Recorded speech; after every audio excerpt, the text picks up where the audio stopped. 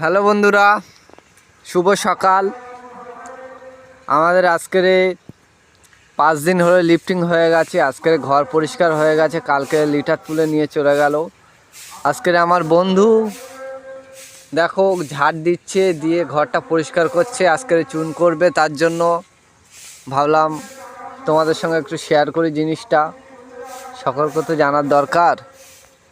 ঠিক আছে, ভালো থাকবেন, সুস্থ থাকবেন।